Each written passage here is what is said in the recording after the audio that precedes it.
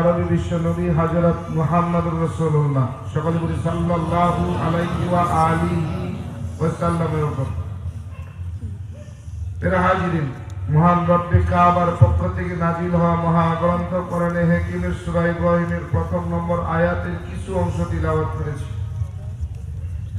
বিশ্ব নবী, শ্রেষ্ঠ নবী, হায়াতুন নবী, জিন্দা নবী, পয়গম্বর আরবি জনাবে হযরত মুহাম্মদ মুস্তাফা সাল্লাল্লাহু আলাইহি ওয়া আলিহি ওয়াসাল্লামের অসংখ্য অগণিত অমীয় বাণী পবিত্র হাদিস শরীফ থেকে একটি হাদিসের অংশ বিশেষ তিলাওয়াত করেছি। রব্বে কারীম যদি তৌফিক দান করেন সংক্ষিপ্ত পরিসরে কোরআন ও সুন্নাহর ভিত্তিতে সহিহ তরিকায় ইখলাস ও রুহানিয়তের সমন্বয়ে কিছু কথা বলবো। রব্বে কারীম আমাকে বলবার মতো, আমাদেরকে বসে শুনবার মতো হিম্মত, ধৈর্য আর তৌফিক দান করেন। বলেন আমিন। আরো জোরে করে আল্লাহুম্মা আমিন।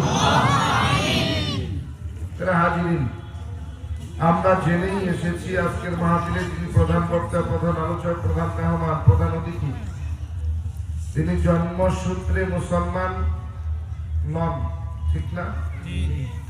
হাজিরিন, আমি মুসলিম আব্দুর রহমান জানি আপনাদের সামনে হাজির হয়েছি বাপদাদার তৈরি করা, মন করা কল্পনা কাহিনী, তন্ত্র মন্ত্র নিয়া নয়। আমি আপনাদের সামনে হাজির হয়েছি মহান রব্বে কারীমের পক্ষ থেকে নাজিল হওয়া মহাগ্রন্থ কোরআন এবং রাসূলের সুন্নাহ নিয়ে। কি নিয়ে আসছে ভাই? কোরআন এবং রাসূলের সুন্নাহ। বলবেন হাদিস নয় কেন? কোরআন হাদিস নয় কেন? কোরআন সুন্নাহ কেন? ভালো করে মনে রাখবেন, ভালো করে দিলের মধ্যে গেঁথে রাখবেন। সমস্ত হাদিস সুন্নত নয়, কিন্তু সমস্ত সুন্নতই হাদিস।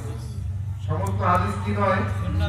সুন্নত নয়, কিন্তু সমস্ত সুন্নতই হাদিস। আমার রাসূল এমন একটা হাদিসের মধ্যে বলেন নাই যে আমার হাদিস মানো, বরং আমার রাসূল হাদিসের মধ্যে বলছেন আমার সুন্নাহকে মানো। কেমন? মান আহাব্বা সুন্নতি ফাকাদ আহাব্বানি ওয়া মান আহাব্বানি কানা মা'আই ফিল জান্নাহ আও কামা ক্বালা নবী আলাইহিস সালাতু ওয়াসাল্লাম।